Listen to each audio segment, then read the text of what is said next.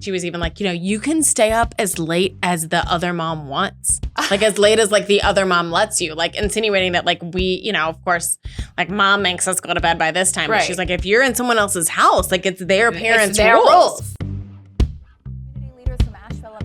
From the newsroom to the nursery. We're juggling a demanding career on live TV with the demands of motherhood. I'm Katie. And I'm Karen. They are AnchorMoms. Hi, all. Welcome into another episode of AnchorMoms, the podcast. Glad you're listening or watching on YouTube. Or watching. Katie, we're like big time now on YouTube. Are we? I don't know. That's what we tell ourselves when we go to sleep at night. Yeah. But listen, I know that we've been talking pretty much nonstop about the storm and the recovery efforts here in Western North Carolina, but we are going to switch gears and talk about something different today. I mean, we are going to touch on the storm, but we're going to start off here talking about, so our girls are going to their first not sleepover, as Ella Ray, Karen's oldest, corrected us, to their first slumber party. Slumber party. Big news in our households. Big. Bennett's still 5, but River is 6, and our other friend's daughter is turning 6. And Bennett, it will be 6 here in a couple of weeks. Yes, yeah, so she's not far. They're all 6, basically, yeah. And they are super jazzed about a sleepover. It's hilarious to me, the little friend who invited them, like the mom sent out a screenshot. An itinerary, yeah. Of, tour house. Trampoline. Eat trampoline, watch movie, eat dinner, all the things she wants to do. But it's funny, Bennett is like super jazzed. Mm-hmm. I mean, I was like, so Bennett, what do you think about a sleepover? And Ella Ray comes in, she's like, what are we talking about? And she's like, Bennett, here's exactly what this means. First of all, if it's more than 2 girls, it's actually a slumber party. So let's get the term right. Okay. And then, here's what happens. Your mom drops you off. It's fun. You have to bring a bag It's fun. With your toothbrush and your pajamas. And then you have a good time. You do the activities that friend and the mom wants you guys, whatever's allowed at that house. And then you spend the night there. Sometimes you bring your own sleeping bag. Sometimes they have a sleeping bag for you. And then in the morning, you wake up whenever you want to, and your mom comes and gets you. She laid out the whole thing. I love this. And so Bennett was like, yes, amen. And I was like, now, Bennett, you've never done this before. Are you at all scared about not being with mommy and daddy? Are you think you're gonna not want to stay the night? Yeah. You might, because that's every parent's nightmare is that their first sleepover, they get called at midnight to come pick up their kid. And Bennett's like, no, I'm good, done, I'm in, not scared at all. Sign me up, let's go. Is it tomorrow? Yeah. So I was telling Brian all of this, and he was like, what? We're going to have to go pick her up. I was like, well, I asked River about it on Halloween, and I was like, are you excited? She's like, a little scared. Yeah, she says when you ask her about it, and I'm not surprised because this is just I just know River. She's my kid. And I just know River is a lot like her mom. She likes to be at home. Mm-hmm. She is very specific about okay, can I bring puppy? That's her Lovey. And I was like, yes. She's like, what about my nightlight? And I was like, I mean, maybe. She was like, oh no, I cannot sleep without my nightlight. And I was like, okay, we can bring your nightlight. Mm-hmm. It's one of those Hatch nightlights. And she's like, what if the other girls don't like the nightlight? And I was like, well, we can. She's like, well, she has had a mini sleepover with Bennett before. Yeah, well. And Bennett was fine with Hatch. We were there. It was an adult kid sleepover. Yeah. Yes. But they were sharing a room. But she was like, let me role play this out. What will I say to the girls? I will say, girls, how do you feel about this nightlight? And then they'll say, I don't know. I feel a little weird about it. And then I'll say, well, let's just try it. Okay, let's try it. And if we all agree that we like it, I was like, she's just so, it's just so Planner, River, just so very conscientious and wants to make sure that, everybody is comfortable, but this is what she taken needs. care of. Everything's taken care of. And I was like, but she was like, I can't believe I'm going to my first sleepover. She said that at one point. So I don't know. It could really go either way. I'm gonna let her do it. I'm not gonna say anything about it, but I am going to be prepared for a midnight phone call in which I'm going to make Brian go pick her up. Just because I just know. What is it interesting, different kids? Like, I think Henry would be nervous about it. Yeah. But Ella Ray was fine. I who knows? I say this now. I think Bennett will be fine. But like, watch me be the one to get the phone call. Kids are always such a wild card. Exactly. Like, watch us have said all of this. Because as soon as I didn't even talk to River about it and you and I were just talking about it. And I was like, I think River will want to do it. She has asked me like, Mom, when am I going to have like a real sleepover? I think she will want to do it. But I think when it comes down to it, it could be one of these things that she is less excited than what she thinks. So, when Ella Ray did her first, I remember like whatever time we were ready to go to bed, it was like 10 and I'm like, okay, like texting the mom, like, okay, I'm going to turn in. Yeah. Like, are we good there? Like, do I need to like, be on call? Right. Or, I mean, you do feel like you're on call for work. You're like, okay, like, let me have my phone ready just in case. That's the thing is this particular sleepover is not convenient. Yeah, it's not close to either of our homes. Right. More so for me, just where we're renting a house. But for you, it's real far. Girl, that's like an hour away. We should just nominate like one of the husbands to have to like go do it, Yeah. We'll see. Oh, yeah. Yeah. I don't want to be driving at midnight for an hour. No. Yeah. Anyway, slumber party days, man. Remember those? Yeah.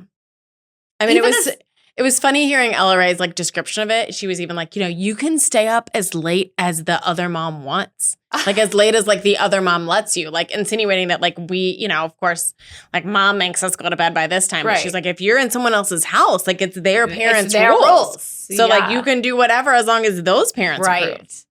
Hilarious. I'm just going to say this. I remember even as a kid, I was always like, sleepover is like, I'd rather just like stay at my own house and get a good night's sleep. Like I'm such a like Debbie Downer, So I can't be surprised that my kid is going to be the same way. Well, we'll see. We'll see how it goes. It'll be fun.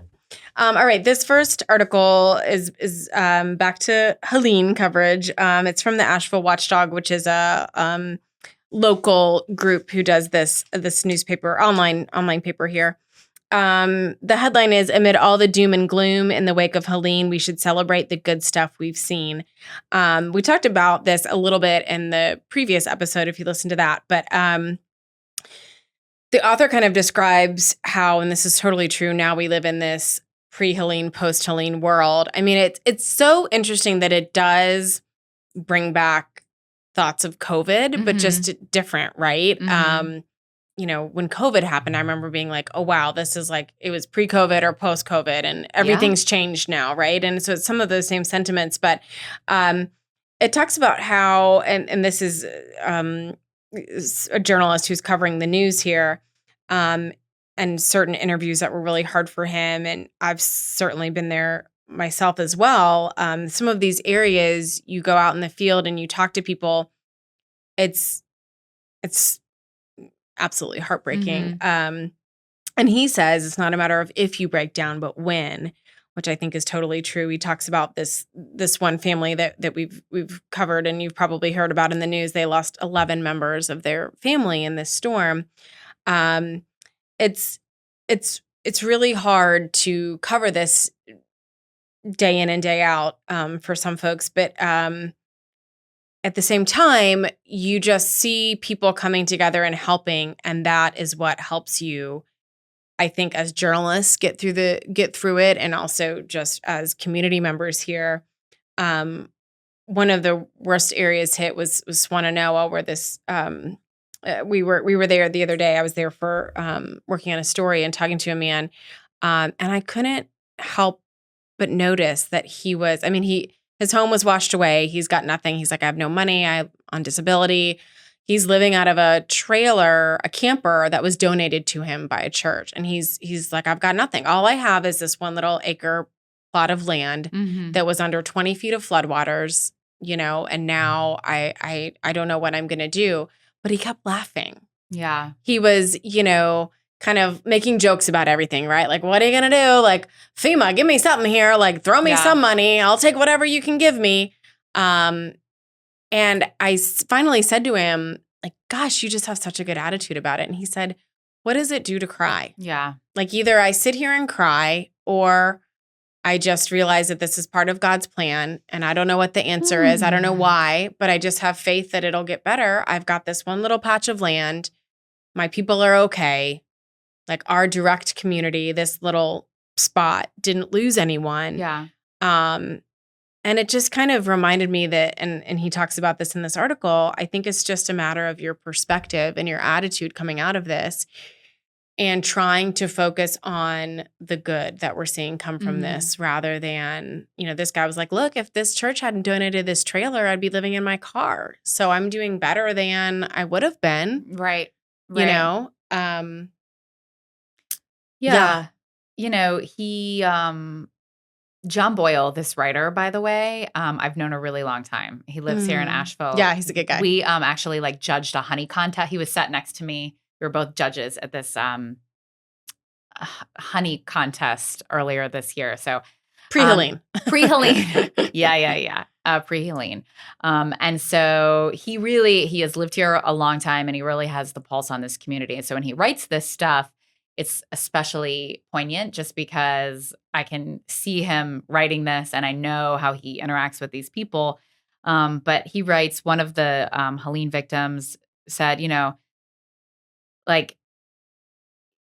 emotions just kind of come and go. There's something that hits at the most unexpected time. It's something so small, and it is just the straw that breaks the camel's back. And then you have a moment, and then you try to get back up and pick yourself up and talk to your family and, figure out what's next. And I think that's been true for a lot of people here. Even that is true for us. Like I said, I talked about it. Like some days I'm like, okay, at least we still have a house.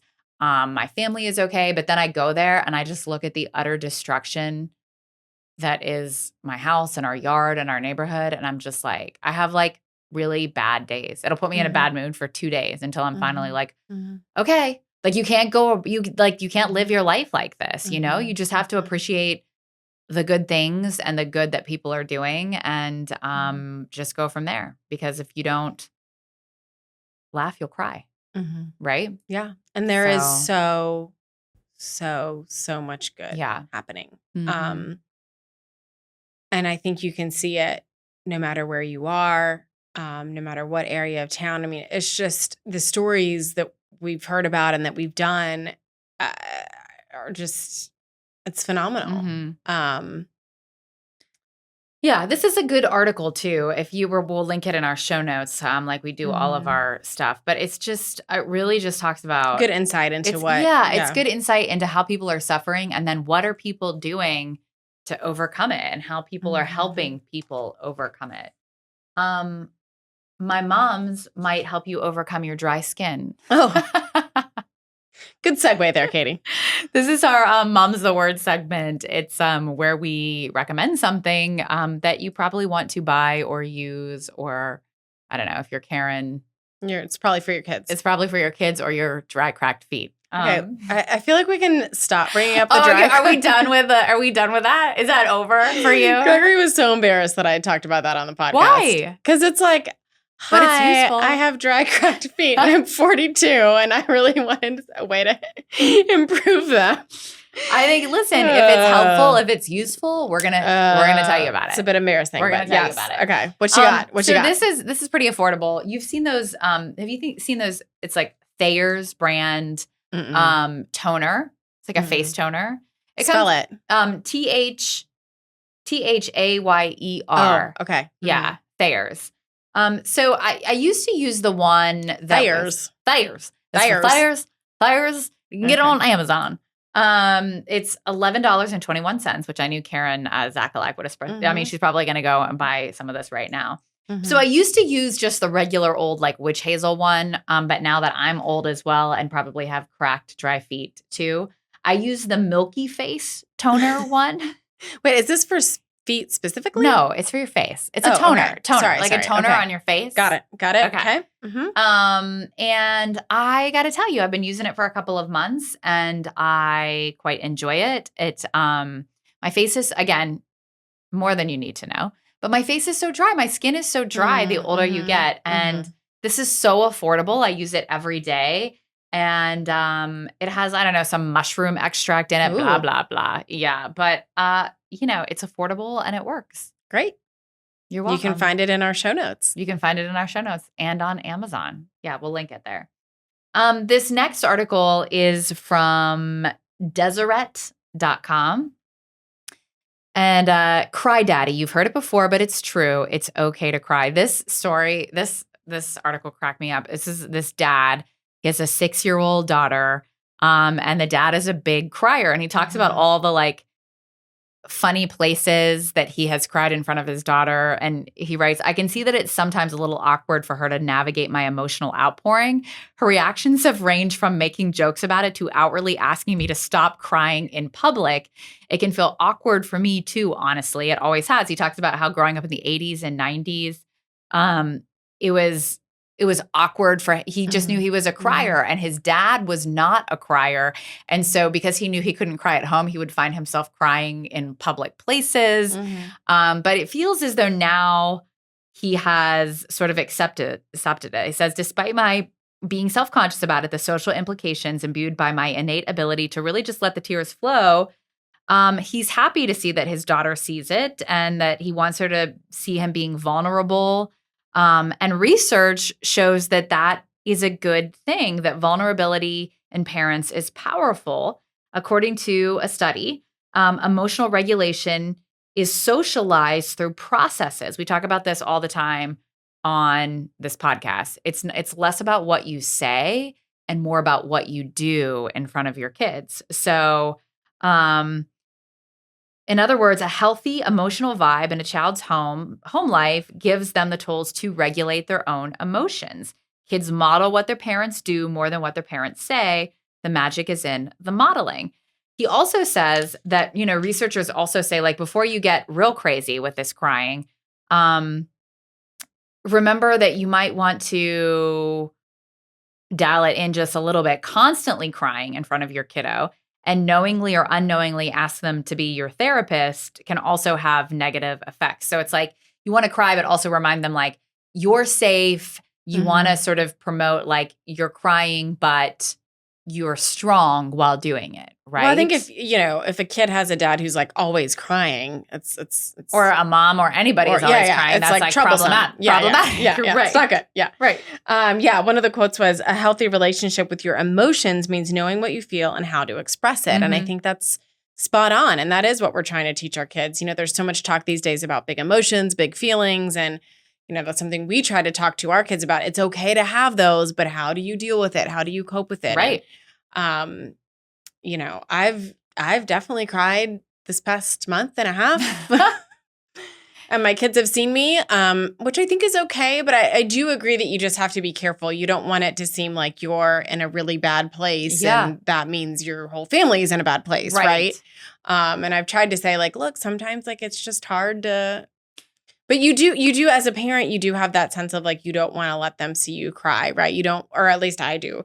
So I think it's hard to kind of battle that sometimes because you want to be this face that's always fine and happy and strong. And well, I just feel like if mom is crying, then like things are scary. I think that's how River sees it. I am a crier and I work really hard to sort of like rein it in public spaces. In fact, River will often say to me like, Mom, are you crying again? Like I'm this person in this article. When River broke her arm and we had to go to Mission, we had to go to the local hospital here, and it was terrifying because we were, in the middle. But they didn't have any water. They didn't have any water. We were in the middle of like a disaster, and so it was just really scary. Like the waiting room was really scary. They had armed guards there.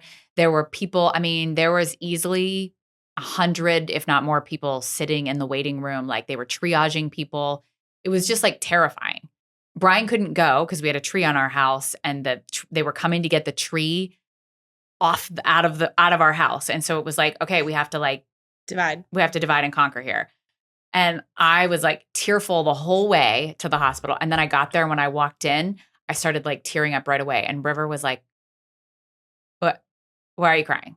Stop crying. Like, we got to get through this." And it was like actually really good advice. Now, was it good parenting? I don't know. But she kind of looked at me and was like, "Mom, we can do this. Stop crying." Like, and she's the one with a broken arm, right? So I can appreciate what this dad is saying. Like, sometimes it is hard sometimes. If you're a crier, it's hard to turn it off. But I will say that Brian does not cry. And she's always like, Dad, how come you never cry? You should cry. Why don't you ever cry? And he's like, I mean, sometimes during a sad movie. So I'm going to encourage him to get in touch with his inner emotions. Feelings, his crying. Yeah. This last article kind of made me laugh. It's from NBC News. Facebook wants to help Gen Zers with adulting. Stop it, Facebook. I know, it made me laugh too. I was like, how do you know you're like, tell me you're old without telling me that you're old when you're like trying to devise a way to like connect with young people. Remember when Facebook was like so hip? Yeah. It's not anymore, apparently. And so Facebook is trying to, as we see this with all social media platforms, evolve and do something to like stay relevant with younger people. And the thing that they found, the big reason why younger people are using them is to connect like a new moms group or a, free stuff in your neighborhood group. Right. These groups are really what's drawing younger people back into Facebook, which is hilarious because that's really the only reason I use it personally. Is to what? Connect with groups or what? Groups. Like our neighborhood group is on there. So I'll check there. The Asheville Moms group, I'll check for certain things. But it was funny to me reading this article and talking about how Facebook is really trying to focus in on the community. And it was kind of making this, just analyzing the fact that Instagram, it feels like, is just so broad and it's like the whole world, right? And we're all just, it's great, but I don't know, I'm not on TikTok, but I assume this is more how TikTok is. But Facebook, you do have that little sense of like smaller community, right? You have these ways of getting in touch with particular people with your same interests. Right.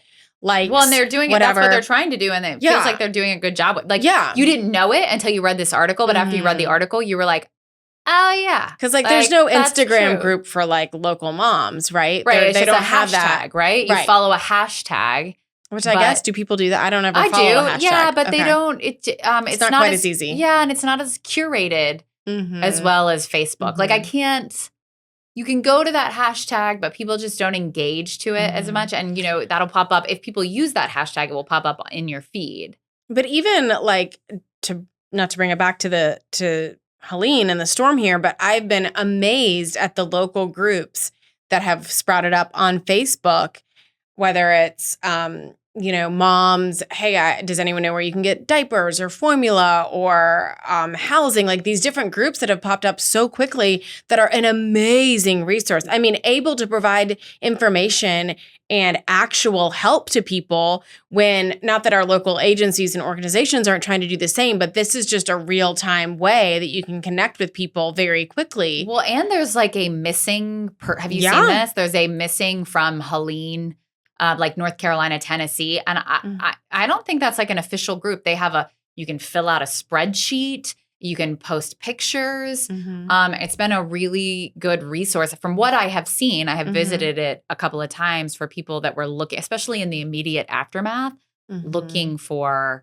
loved ones. Yeah. Yeah. So maybe it's going to work. I don't know. I mean, certainly we're not Gen Zers. And I still think a lot We're not? Newsflash. I still think a lot of millennials are using Facebook, but I have noticed over the years now, like people in their 60s and 70s have sort of taken over. And I think that's what Facebook is probably trying to combat. Yeah.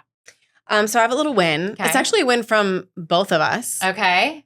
To our listeners / viewers. Okay. Listen, guys, we just started on YouTube, not long before the storm, maybe 2 months ago. Yeah. And one of our episodes recently had over 1,000 views. I know, I saw that. So thank you guys. What a little win for Anchor Moms. We feel, not to talk again about our age coming out of that Facebook article, but we feel like we're in our 40s and we're old. And when we were told that people watch podcasts on YouTube, we thought that was crazy because we're old and we don't do that. But I think a lot of people do. What? People do. Yeah. So we're excited. We're excited that folks are finding us that way. I do think that whilst I don't necessarily understand watching a podcast on YouTube, I'm glad people are doing Don't it. Tell people that. And I'm hoping, always watch. Well, yes, your podcast yes. on YouTube, We're very glad you're watching and listening.